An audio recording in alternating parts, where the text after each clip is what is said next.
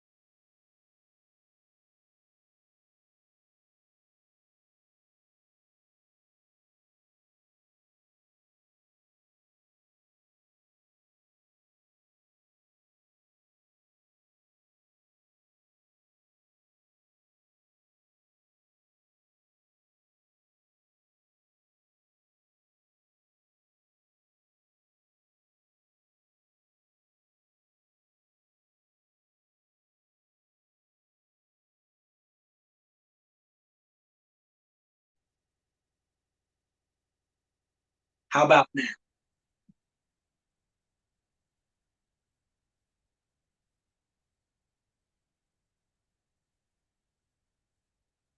You gotta say something.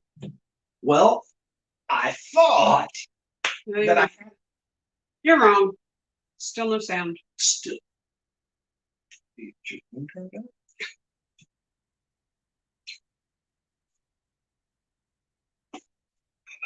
Nope. We have sound. So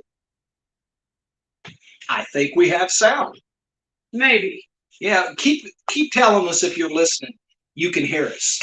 That way we know you're here too. Um, let's just start over. Got sound now, Joe. Awesome, awesome, awesome. Thank you. There, Amanda Moore is in the hospital.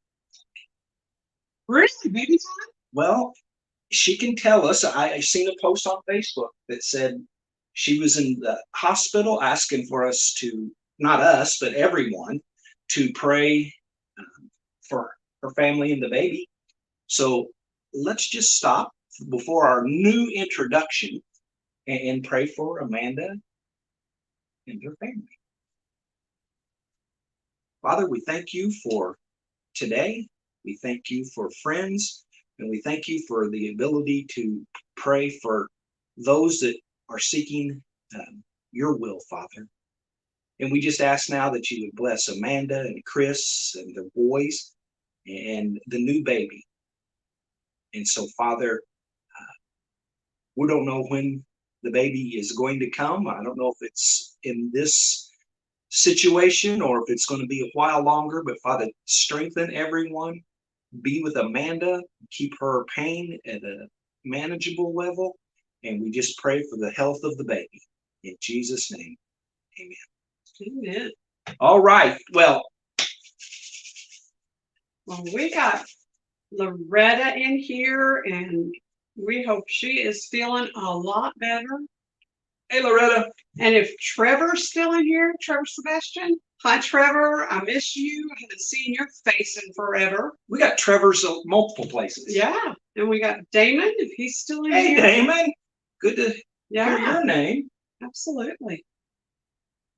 And Joe and Patty are wonderful and faithful. That's just like almost a, well, That's you know, Joe, absolutely. not that we take you for granted. Oh, heavens no. Not in the least. We would be so completely lost on this earth without Joe and Patty. I'm telling you, they are, man. Amanda said, got admitted due to blood pressure, and they are giving me steroids to prepare the baby to be delivered within the next couple of weeks. Thank you. Oh, wow. So there you have it. Well, he won't be here tonight, but soon. Apparently not tonight. Yeah, but soon. Let me start from the beginning because you missed the introduction. Well, honest, don't care if we do this for the next year. He's not going to get it done right. Here's the deal. We've already done it for a year. I said for the next year. Between the phone and the app that we use Joe. and the sound from the laptop, we have two different places where you can see things. So that's one way you can see. That's the second way you can see. That second way is Confusing. no, the split screen where it's just you. Mhm. That's probably the preferable. Yeah, but you would have to change seats because they'd want to see you. Nah. So between all of that, there's audio on each one. And then there's the main soundboard for the laptop. And I swear it's not the same setup from one night to the next. And They tricked him. I don't know how to make it. I guarantee you, I could take a picture of the screen right now. It would show me which place is muted, which place is not. And I would do that the next time we're set up, and it wouldn't be right. It would be the same setup, and it wouldn't be right. See, my preferable setup is to mute that. Mute this. Tell me to mute myself? No, me. Oh, I mute. Am I pointing at you? Do you think I'm crazy? Mute you? That would be next to impossible. I'd have to get a Watch it. I'd have to get a backhoe to be able to dig myself a grave if I muted you. Joe already said get the shovel out. Yeah. Joe beat Roberta tonight. So anyway, that's the deal. My preference is to use the microphone on the laptop because it's closer to us and it seems to get the best sound. But right now, it's the microphone from the camera, the phone. So now with all my whining and explaining behind me, welcome to Boston Prayer and Share Live. We've figured out a word to end Boston Prayer and Share. And when we were talking, you didn't know that we were talking about, we used live, like, it's live with Regis and Kathy Lee, and live with Regis and Kelly, live with Kelly and multiple different people. I can't even tell you who it is. Is it Ryan Seacrest? I have no idea. I said it couldn't be Regis and Kathy. Well, he can't be Regis because Regis was loud and obnoxious. And then I went, okay, well, it can't be Kelly because I'm not Kelly, but it could still be Regis. Well, Regis has got way more, had way more money than I do. He probably. I thought you were going to say he's not near as loud and obnoxious now. Well, not now. That's mean. That's something you would. You're mean. Okay, so we've got the new name. So we're not all prayer service. The word service is out of there. We don't want to mislead people. We're not having a service. Prayer is still a huge, huge part of what we do, but the share part is going to be different, maybe from each, and we can probably call it program or show or episode. We don't have to call it service. So if I can use any one of those, I don't get in trouble for you to say service. See? So now it's Boston Prayer and Share Live. He can't say hour because that would be a lie. Because he always goes over an hour. Oh, that was where I was going to go when we found out that there was no audio. I was going to say we could put Boston Prayer and Share and then put small OUR and then in parentheses have an H before it. So if it was just an hour, we were safe. And we got it and covered. Then it could be hour from everything. Well, see, there you go. See, I'm more than once. Yeah, well, you got to tell Patty about the other night's conversation after I was under the influence. about GW and all of them. Well, if you don't know this about Amy, she takes Ambien to be able to go to sleep at night, because if she doesn't, she lays there awake for hours and hours and hours and maybe doesn't go to sleep at all. And so the Ambien, there's a side effect to Ambien that I wouldn't call it talking in your sleep. I wouldn't call it hallucinating, but It's all of the above. yeah, it's kind of all the, she makes up stories in her sleep. Yeah, pretty much. Her eyes are wide open, and literally there is no telling what will come out of her mouth. I mean, I'm not talking about nasty words and stuff like that. There's no telling what the subject matter will be. And so Tuesday night, she was looking for something in the bed. What are you looking for, Amy? The babies. We went through that one before, looking for babies. But so we're looking for babies. Who are Ronnie they? said Smith and Ruger's story was the best. See, another whole story. So she's looking for babies. And I said, who are the babies? And she says, raccoons. That makes sense, right? You're looking for baby raccoons. And I said, well, did you find them? No, they're gone. Well, where are they at? And you started pointing, like in the corner and by the TV. And you said, Missy's there and GW is there. And these are actually raccoons that I have that are named GW and Missy. And she just continued on. And until she decided that she was holding something up like this. I said, what are you holding up? She said, the plaques. Plaques? What do you got plaques for? For the bunnies. You're giving bunnies plaques. Yeah, they deserve it. All the bunnies deserved plaques. So I've got lots of audio. Oh, yeah. Some of you have heard some of the audio. Some of you've lived through watching the audio. But it's a lot of fun. Yeah, I call my son sometimes when I'm under the influence and talk to him on the phone. Yeah, instead of Smith and Wesson, it's Smith and Ruger. Smith and Ruger. He has a Smith and Ruger. He has a Smith and Wesson and a Ruger, but I intermingled them, and he has a Smith and Ruger. Well, while there's several people in here, I wanted to share a story that happened with me today. Last night, a lady asked me if I would go and visit a gentleman that's in the hospital. He has terminal cancer. They've said he had 5 or 6 days to live. And he remembered me from when I had done this lady's twin sister's funeral 2 or 3 years ago. And he asked her if she would get a hold of me and have me come out and pray with him. Said, no problem. That's easy to do.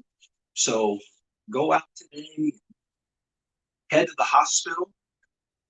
And you know, when you say the words head to the hospital, you really have no idea what's going to happen once you walk through the door, because the rules have changed so many times, 850 times in the last year. That's like 3 times a day or something. Absolutely. Like that.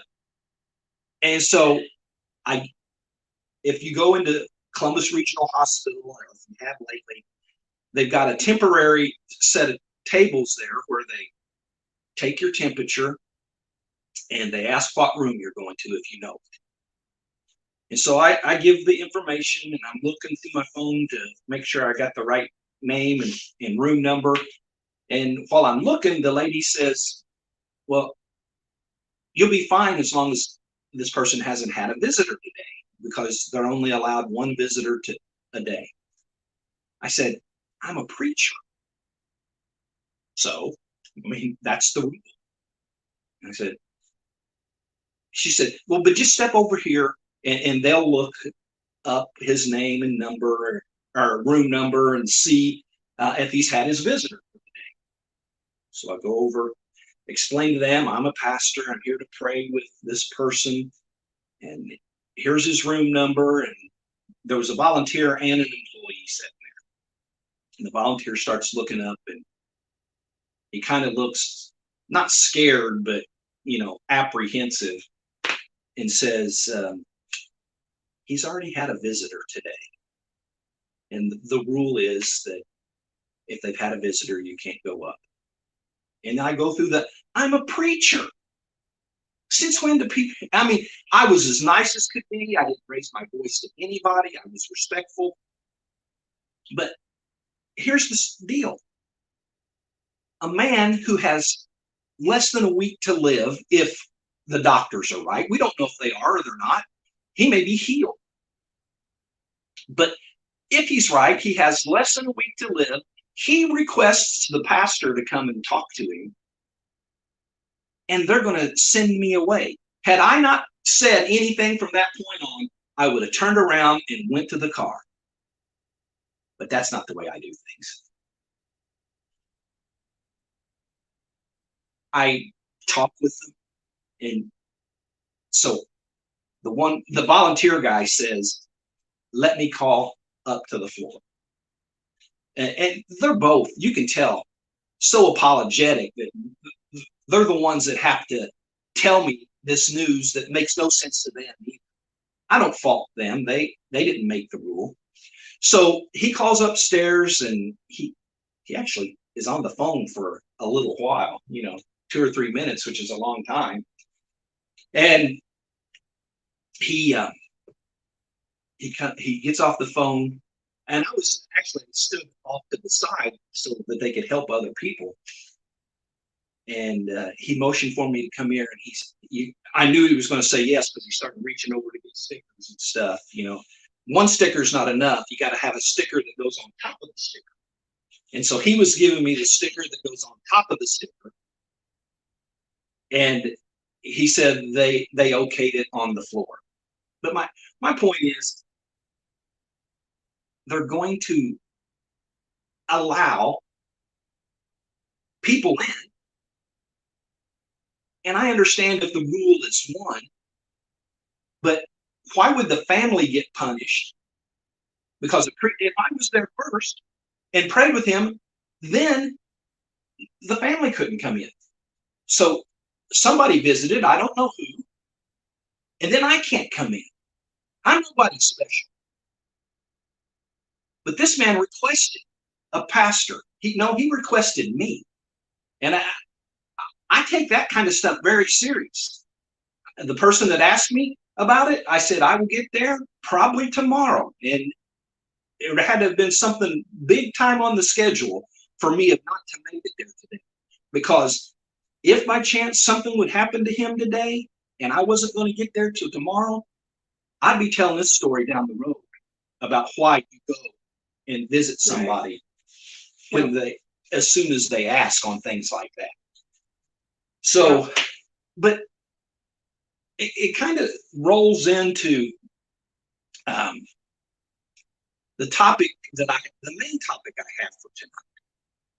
And I'm going to guess that if you follow politics at all, you thought that I was going to be talking about Joe Biden's first press conference on day 65 of his presidency.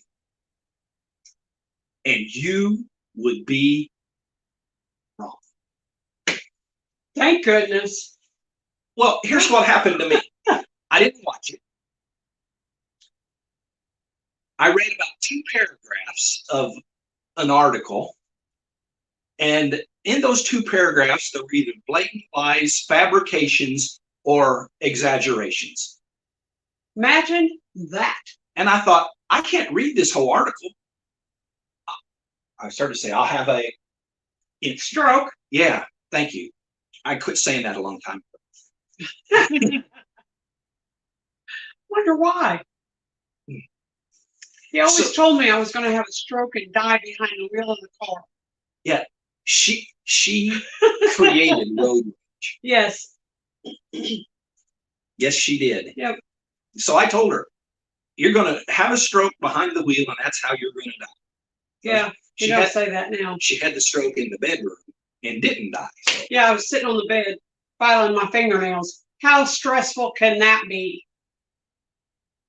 He wasn't even anywhere around. He was in the other room. Yeah. I had to text him and tell him. I couldn't even speak to tell him. Okay, so you might wonder, what is the topic? Well, I'm the edge of my seat.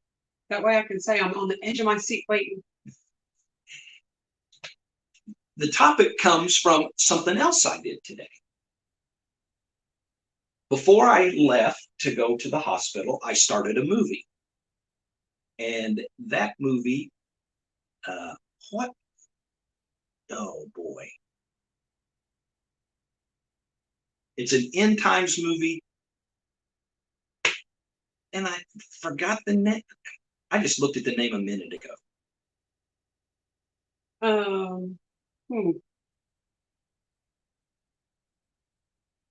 Well, I'm embarrassed because, well, the name of the movie isn't important, other than maybe you've seen it and would agree with me. The movie was done in 1981. And the first minute and 45 seconds is like blurbs from newscasts. You know, firefighters are returning today to fight this fire that's been X many days, and something you've heard not too long ago. And then, you know, kind of one after the other, and some of them on top of each other. Gunman assassinated the prime minister of Greece. Riots in this city and that city. No, not Red Dawn. This was an old. Well, it's end of times movie. It's an end of times movie, and after we get into things a little bit, I may go and look because.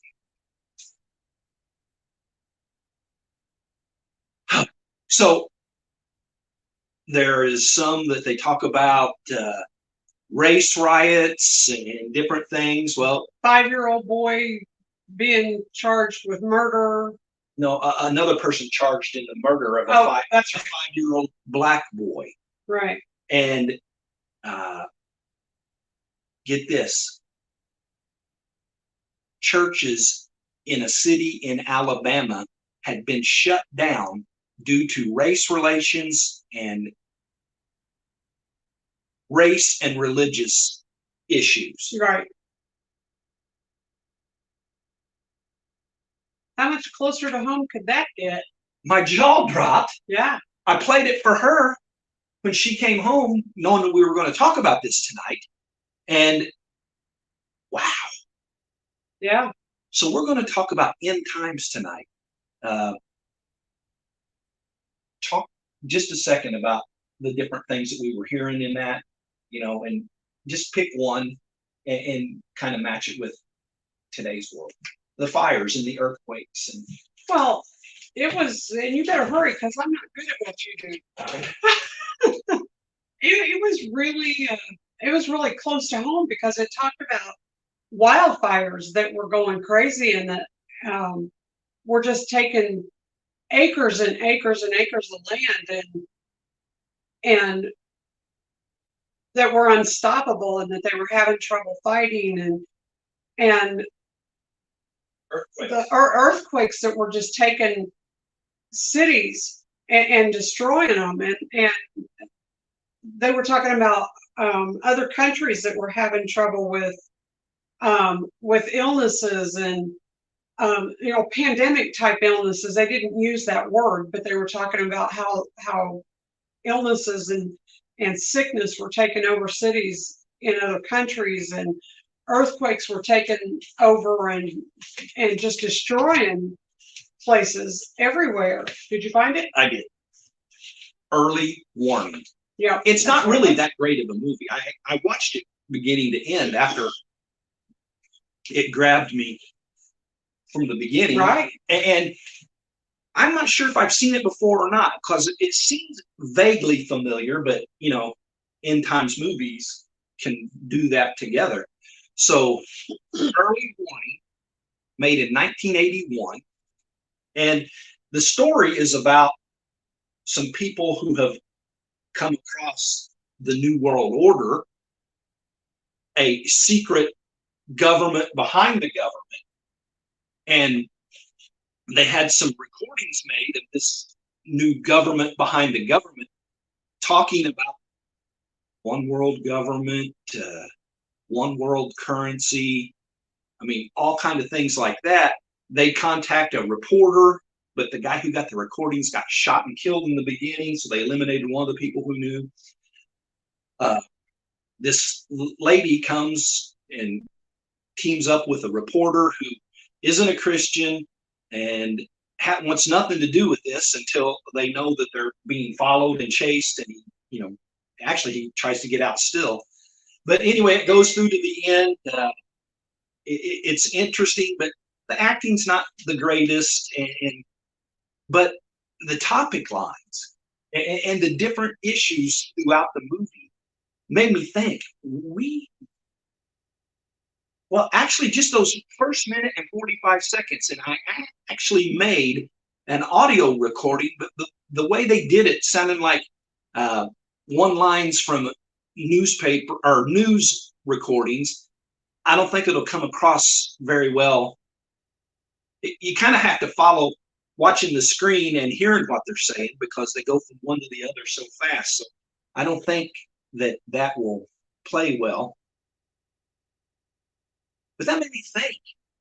That was actually, when I heard it the first time, I stopped when they said, well, they talked about white supremacists. They didn't talk about the Klan, but they talked about Nazis. Yeah. A group of Nazis had bombed a courthouse in a town. And it was just, wow. Yeah. And so at a minute and 45 seconds, I stopped. And I didn't find in the movie description the year it was made, so I Googled it. And 1981. I'm thinking, well, this sounds like it could have been recent, but the way people are dressed, and if I would have kept going, the cars they were driving and things weren't anything near where we are today. And so 1981, and how serious they were about the end times, and they were there. And almost every single one that they said, you could relate it to something recently. Maybe not exact, but very close. So I thought, we've got to talk about end times. So I got onto my handy dandy Logos Bible software, put in end times, and there's like 8 million things. We're not going to read all 8 million. I'm going to stop at 6 tonight. 6 million? I'm just joking. Or just 6? Not even 6. I want to read to you from the book of Daniel. Daniel chapter 12, starting at verse 1, under the heading, the end times. Again, this is Daniel, Old Testament, way, way, way back before Jesus ever arrived. At that time, Michael, the great prince who protects your people, will arise. There will be a time of distress such as has not happened from the beginning of nations until then. At that time, your people, everyone whose name is found written in the book, as in the book of life, will be delivered. Multitudes who sleep in the dust of the earth will awake, some to everlasting life, and others to shame and everlasting contempt. Wow. You know, I always hate to read that. When it talks about hell, being sent to hell. I hate to read that because just so terrible. Those who are wise will shine like the brightness of the heavens, and those who lead many to righteousness like the stars forever and ever. But you, Daniel, roll up and seal the words of the scroll until the time of the end. Many will go here and there to increase knowledge. Then I, Daniel, looked, and there before me stood two others, one on this bank of the river, and one on the opposite bank.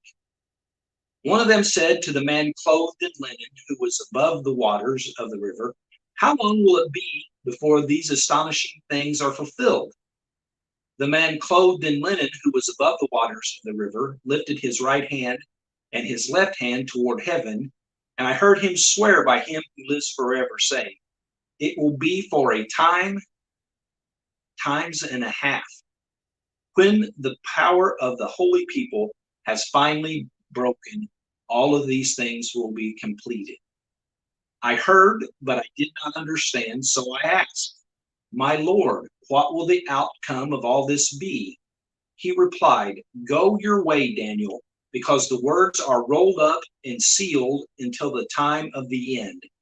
Many will be purified, made spotless, and refined, but the wicked will continue to be wicked. None of the wicked will understand, but those who are wise will understand. From the time that the daily sacrifice is abolished and the abomination that causes desolation is set up, there will be 1,290 days. Blessed is the one who waits for and reaches the end of 1,335 days. For as for you, go your way till the end, you will rest, and then at the end of days, you will rise to receive your allotted inheritance. And so Daniel tells us what's going to happen. Now, there's a lot in there that needs interpreted, and we're not going to go and do that tonight. I mean, I just came up with this a little bit before Amy got home. And, the 1,290 days and the 1,335 days, I would have to do some study on that. I'd probably look up some Perry Stone, since he knows this stuff like this, the back of his hand. Absolutely. But before it gets into the tricky part, and it's not a trick or anything like that, it's very clear. The wise, the people that shine like brightness, are going to go to heaven. And the wicked, which is everyone remaining, and that's important. Those that go to heaven are the ones who follow the teachings of Jesus Christ, and everyone else is going to be sent to hell. And you probably think, well, that sounds kind of tough. What about those good people? People who are good, but they haven't turned their life over to Christ. Maybe they're good people that worship another God. And all I can say is that the Bible tells me, and if the Bible tells me, I believe it, that there's only one way to heaven, and that's through Jesus Christ. One way, not two ways, not 5 ways, not through any plan other than the plan of salvation that goes through Jesus. Oh, that's my boy. What did he say? He said, "For at the time appointed, the end shall be." Daniel 8:19. That's his favorite verse. One of his favorite verses. And that's right. It. And the kicker is, no matter how much we understand end times, we still don't know the day or the hour. That's right. But boy, the signs are sure starting to line up. I mean, governments. Oh, here was another one talking about devaluation of money. A story this week that says China has got things set up that other currencies are going to start to devalue, and they've got so much invested all around the world that they're going to be set. That was an article this week. And that's one of the things they talked about in the movie, devaluation of currency. They talked about the food supply, and they gave a good example. They talked about embedding numbers. They had, in this movie, they showed that there was a laser that could put a number on your wrist that you couldn't see, only in front of an infrared light. And he said they can place it on your wrist or on your forehead, which I've always wondered how anybody would agree to put number on their forehead. But this one was invisible. You could put it there and nobody would see it. And if you think about it, that might be easier. You just look at their messaging, it shines, and you're good. Holy cow. 1981, folks. 1981. Talk about the mark of the beast. Yeah, and I say this for now after I explained that. When the guy that was telling about this, he was like the leader of the New World Order. I wouldn't have called him the Antichrist, so to speak, from the way you watch the movie. Could have been. But he was doing the talking, and he talked about that laser, and he says, which I've already had done on my arm, and he put it in front of the reader, and it said 666. Imagine that. So that was his number. Do you know how often I want to change my birth date? And his date of birth is 6/6/64. 3 6s. But you could have been born a year later and it's still been the same. Absolutely. You had a 10-year, your parents had a 10-year span there if they had you on June the 6th, that you were the 666 baby. And we're playing around with that. And, we're playing around, but we're serious. Yeah. The Lord has been talking to me, and I haven't shared this with anyone, but he's been talking with me about digging deeper into the Word to understand what's coming so that I can share this with people. We're going to get to a point where them churches in Alabama that got shut down because of violence, religious violence and racial violence, we've seen the last year. Different subject, pandemic, but still, many of you have read that Bill Gates has been talking about the next pandemic, almost like it's planned ahead. Actually, like it's planned. And how scary is that? The richest man on earth, as far as we know. Well, they could have switched, billionaires to quadrillionaires, but is planning the next pandemic. Well, and he would say he's planning for the response to the next pandemic. We haven't had a pandemic since 1917. So if it was nature, you would think that we wouldn't go from one pandemic to another pandemic. But if it's man-made, you think? If it's man-made, we've got an issue. Absolutely. Man-made isn't going to wait another 100 years or whatever. Man-made, they can go back to back. Right. The first one maybe being a test run. And, people are going, oh, they're getting into conspiracy theories now. I'm not saying anything's going to happen other than things are going to get worse. But I'm thinking, what if the first one was just a trial run to see if people will be fearful of everything? Right. And if they are willing to shut things down, if they're willing to go bankrupt and have no money. The movie talked about control of the food supply. And they asked him about what this one person does. One person gets the mark. What about the other person that won't get the mark? They made that one of the points. The guy said, "Oh, they'll get it when they get hungry." Wow. They'll get it when they get hungry. No. Read what Ronnie had to say. He said, it took me a while to find this. I posted it last year. Matthew 24:42. Therefore keep watch, because you do not know on what day your Lord will come. Amen. 43. But understand this, if the owner of the house had known at what time of night the thief was coming, he would have kept watch and would not have let his house be broken into. So you must also be ready, because the Son of Man will come at an hour when you do not expect it. And the Bible tells us that over and Absolutely. over and over. Like a thief in the night. And thank you, Ronnie, helping me out there, giving me extra material.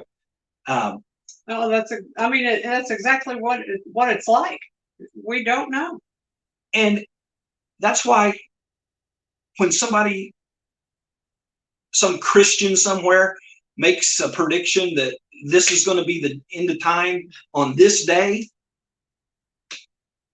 Well, and that's happened so many times that religions have made that prediction that the end of the earth is going to happen, and they've predicted the time and or the day that's going to happen. Well, when that day comes to pass and it's not happened, then they rewrite their scriptures to whatever the next day that they come up and prophesy. Well, and you can put that far enough ahead that, right, that next generation is not going to remember that this one didn't happen. Exactly. You wouldn't put it 5 years from now, because then you look like a fool again 5 years from now. Right. A lot of people thought the new millennium, what do they call it? Y2K. Right. They thought that was going to be part of it. Oh, yeah, the world was coming crashing down then. Because all the computers were only set up for 19 blank blank. Right. And now it was going to be 2000. And Randy from Canada is here with us again tonight. Yes, absolutely. Welcome, Randy. He says The Thief in the Night, the movie, came out sometime in 1970. Wow. And I actually think that was one of the ones on the list. I watched this movie on PureFlix. I want to give them a plug. Yeah. And don't let me forget to give Resurrection a plug. Yeah. PureFlix, we've been subscribers from PureFlix from the very first day they started, because we had David A.R. White, who is the president, the CEO, the co-founder of PureFlix, on the podcast before they started. And we've had him on at least 3 different times. Yeah. So we've been supporters from day one. And,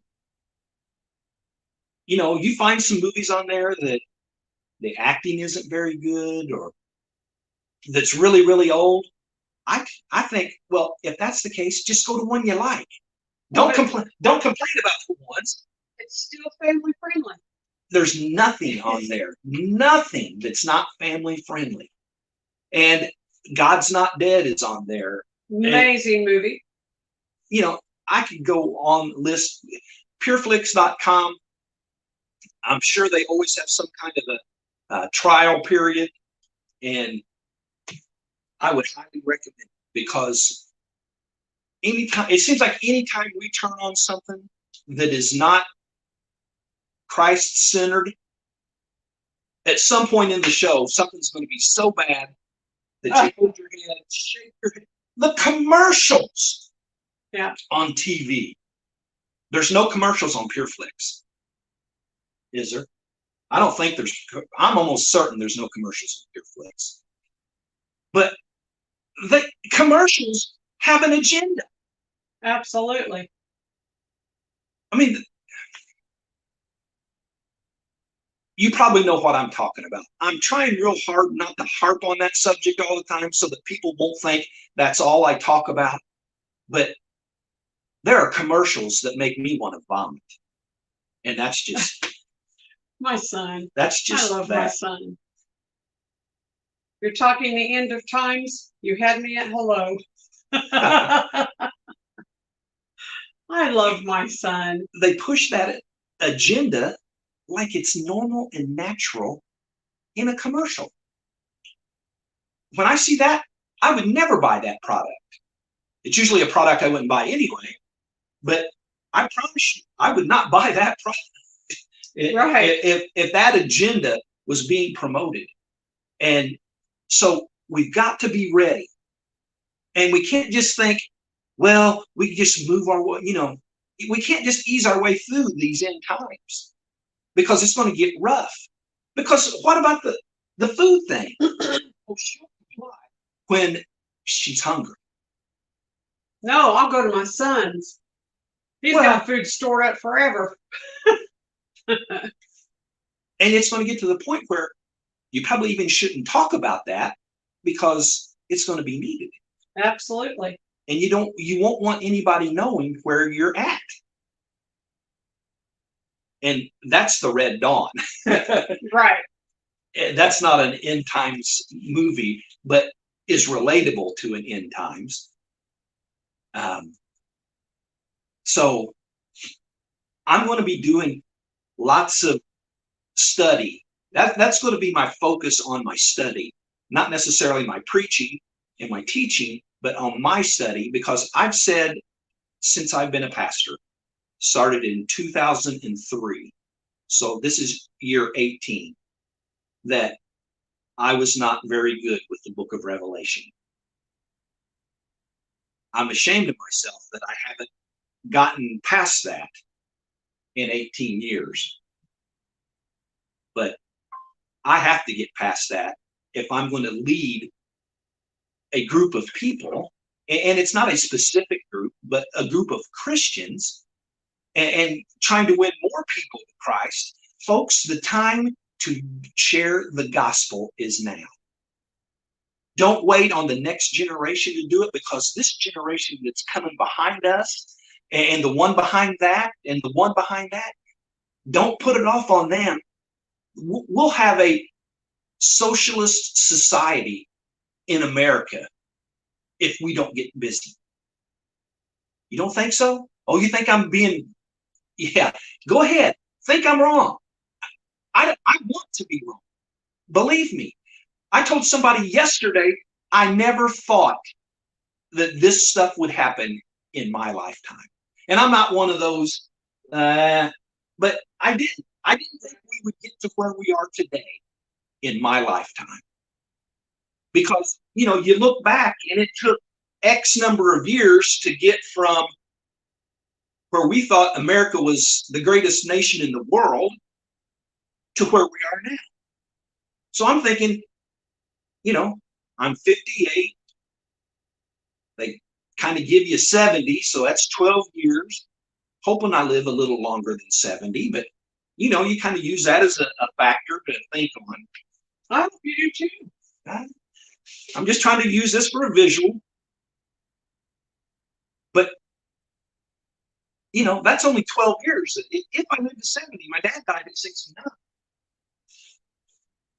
And so, it took a lot of years to get to where we are.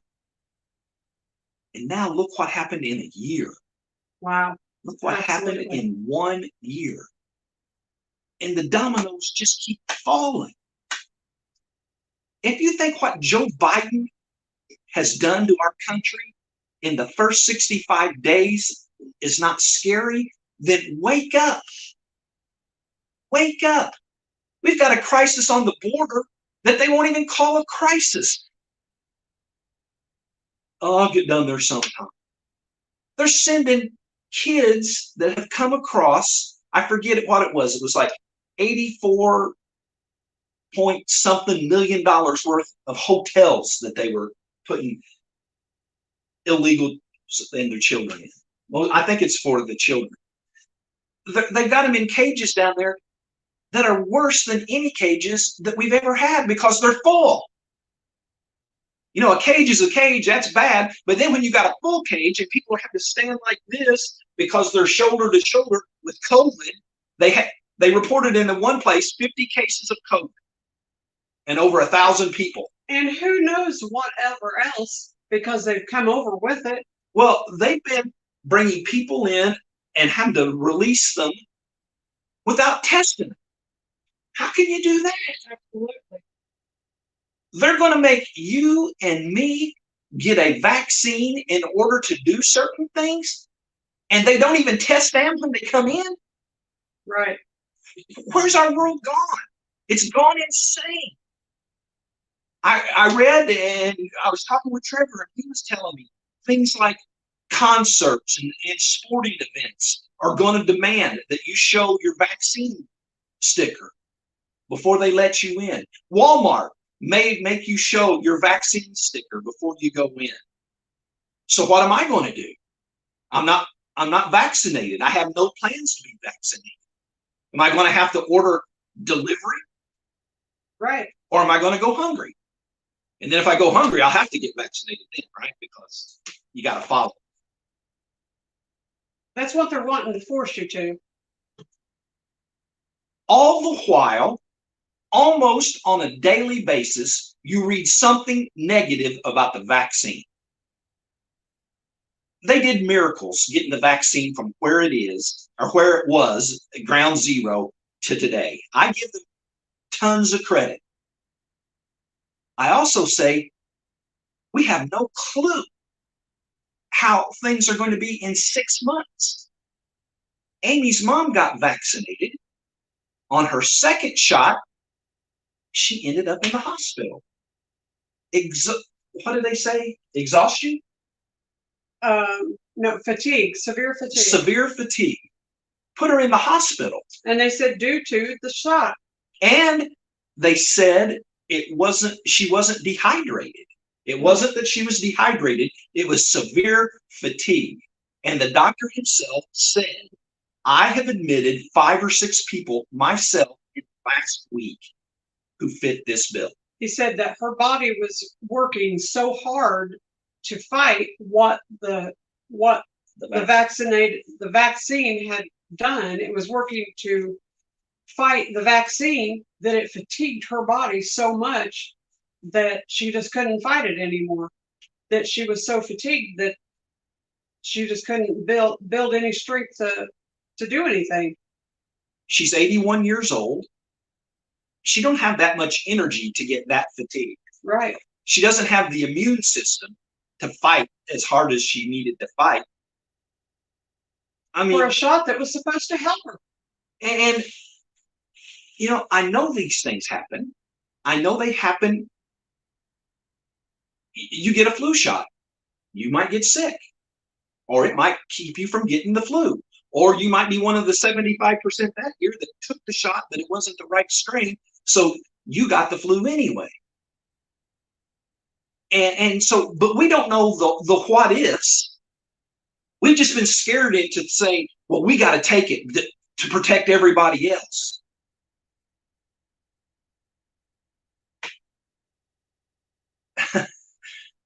I'm more out just thinking about it. I am. Folks, we got to get busy. And you know what? I'm going to tell you this. If you believe like I do, and that's up to you. I'll like you either way.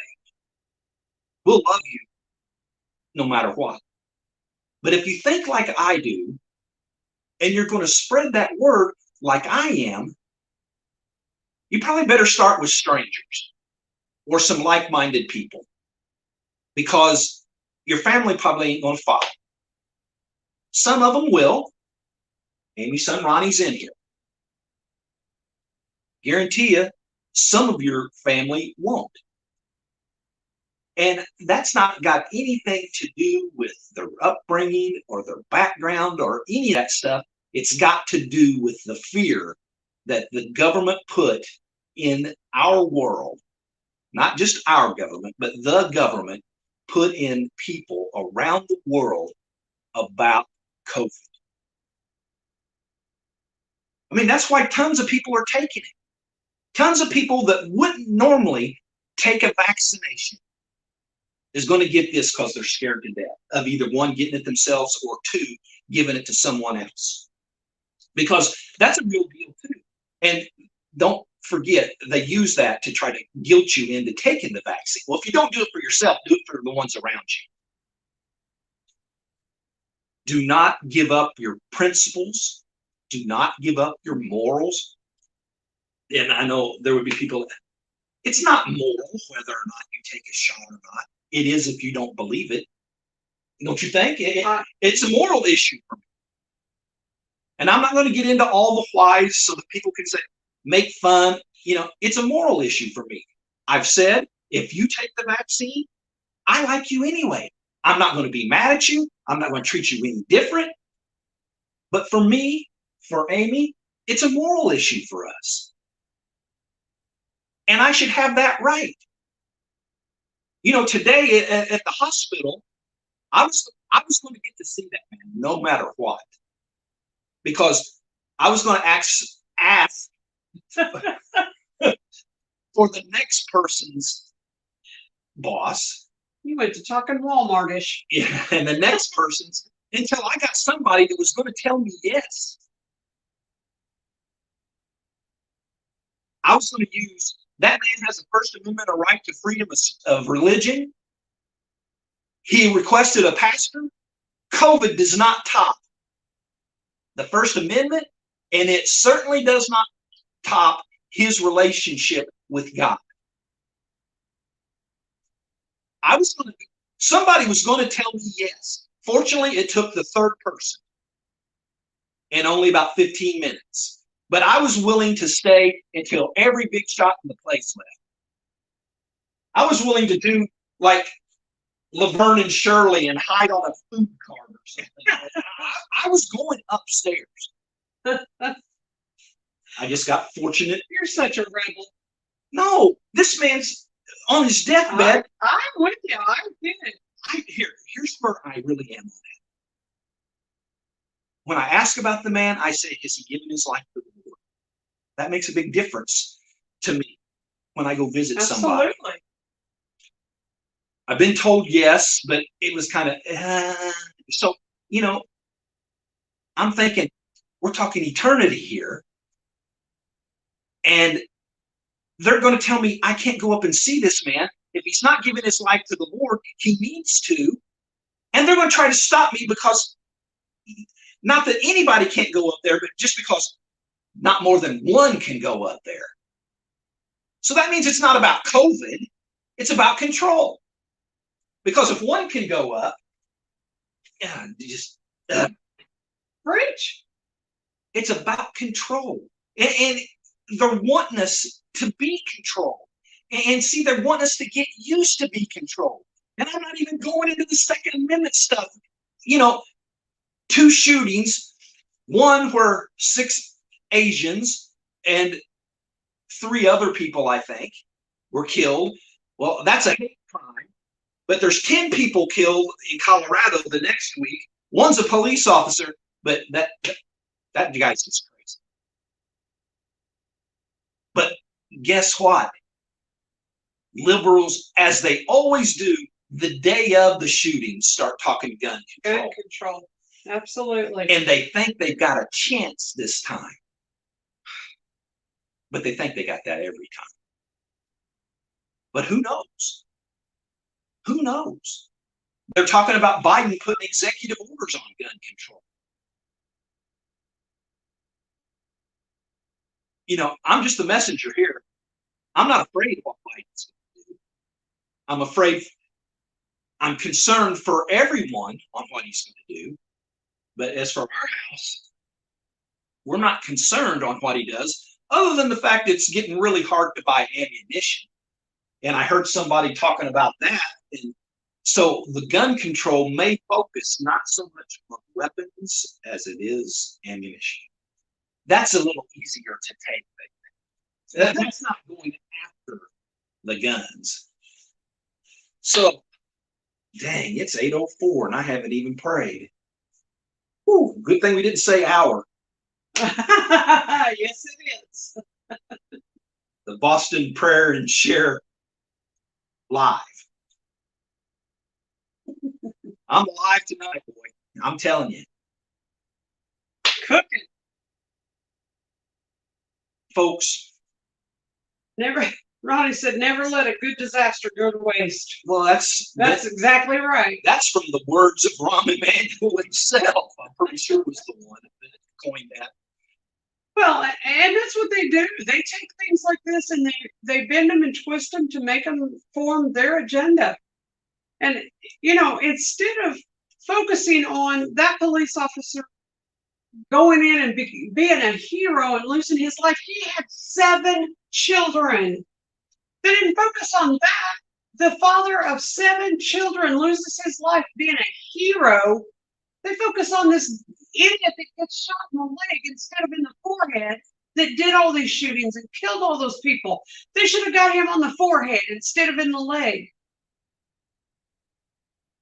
The thing that went wrong there is their shot was bad. Their aim was missed. Your turn. They just aimed low. Too many chances to the forehead. I mean, sorry, that's not very Christian of me, but you know what? That man had 7 children, and while all those people were running out, he was running in. And he was the hero of this whole thing. And you know what? We are still hearing about Asians that were killed. Asians are just as important as everybody else in the world. Absolutely. They are not Asian Americans. They're either Asians or Americans. Or Americans. One or the other. So if you believe that all Americans are important, that includes Asians. But now we've got people boycotting this and boycotting that. And there's even Democrats that are going to boycott voting on things in the Senate unless they include Asian stuff. Yeah, and they're going to go against their own party unless, like, nominees. Unless there are Asian American nominees, they ain't going to vote. Well, and part of the Dr. Seuss thing was because they had top knots and slanted eyes. Well, that was never an issue beforehand. Why now? So we're getting way off track, Marilyn. We're talking end times, and now we're just complaining about the way the world is. And well, we could do that for a long, long time. Crazy. Don't I every single day say the world has gone stark raving mad? Stark raving mad. And you know what? You got to promote resurrection. Resurrection. Saturday. Resurrection will be opening on Discovery Plus. And I had compliment that we had played the trailer, and I don't have it up to play tonight. But it's on the Ed Boston Ministries Facebook page. Resurrection. Mark Roma. Mark Roma. Mark Downey. No. Try again. Take 3. Can you say it? Mark Burnett and Roma Downey. That's who it is. Mark and Roma. They're the brains behind the whole thing. And they are amazing. If you followed the Bible episodes, if you followed AD, the Bible continues. This is the next in the line, Resurrection. Amy and I got to see it Monday night or Tuesday night. It's amazing. It had to be Monday night because we talked about it. It was Monday. It's amazing. So it's on Discovery Plus, and I think they got a free trial. It's a streaming service, like all the other streaming services out there. They got a free trial, so it lasts 7 days. You'll have it through Saturday. And then, of course, if you don't get to see it Saturday, it's a streaming service, so it'll be there from then forward, so you can see it whenever you like, as many times as you like. And we just highly encourage that to happen. That also reminds me of an announcement. For the last year and how many ever weeks, you gotta. Yeah, I'm gonna go call. Okay. Sorry. Say good night. Good night. We have had a Saturday night worship service online every Saturday night. And this Saturday night, we are not going to be online. The Father's house will be open. We are having a pitch-in, but nothing will be recorded that night. and there's nothing bad going on. I got something that I'm going to show everybody that is there, that for trademark and legal reasons and stuff like that, I can't have recording equipment on when I'm doing that. And so 1417 Pearl Street in Columbus, Indiana, you are welcome to come and be a part of the Father's house. We are going to have chicken, fried chicken, and some side dishes and some wonderful desserts. And just didn't want you to show up on here on Saturday night and wonder where we were. I'm not going to go to the prayer list. I'm just going to remind you that we have one, and I will do my very best to do better than I did tonight on this new format. The prayer list is long, and God knows every single one of the prayers that are there. There's been some that have been answered, and we rejoice in that.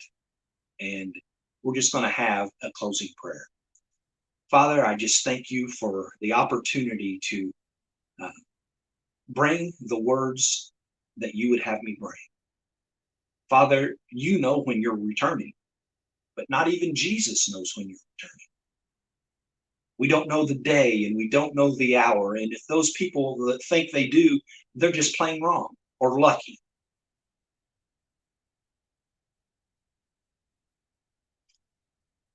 Only if they're lucky on one guess. And we'll never even know that they were right, because we'll be with you in heaven and we won't care whether they were right or not. Father, the end times could come right now. Things are lining up in a way that shows that. But we also know, Father, that they thought the end times was going to come when they were writing the last part of the Bible. So we don't know if end times means this month or this year or this decade, because things could just keep getting worse and worse and worse. And when it finally does become end times, it could make our period of time look like a cakewalk.